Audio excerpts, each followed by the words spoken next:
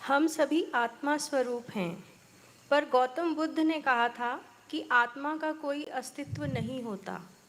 निर्वाण प्राप्त करने के बाद भी वे इस सत्य को क्यों नहीं जान पाए? उन दिनों में आत्मा करके कोई वस्तु समझते थे। तो भगवान बुद्ध ने कहा कि कोई वस्तु नहीं है, ये सिर्फ भाषा की समझ है। आत्मा अनात्मा की भाषा, आत्मा शब्द को कई तरह से उपयोग किया गया है। गीता में भी एक जगह मन को ही आत्मा कहा है। आत्मा से आत्मा को जीतो, माने मन से आत्मा को जीतो, इस तरह से बोला है।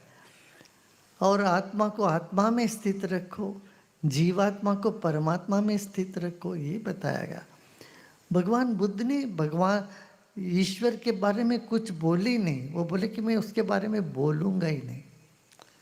11 प्रश्न के बारे में वो कभी उत्तर नहीं देते, तो उनमें से ईश्वर की भी एक प्रश्न था।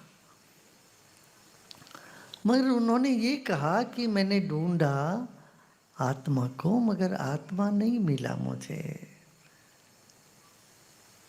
तो उन्होंने जिस परिकल्पना से आत्मा को ढूंढा वो नहीं मिला।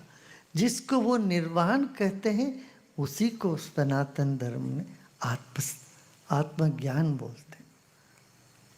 आत्मज्ञान और निर्वाण में कोई भेद नहीं है, सिर्फ भाषा की फर्क है।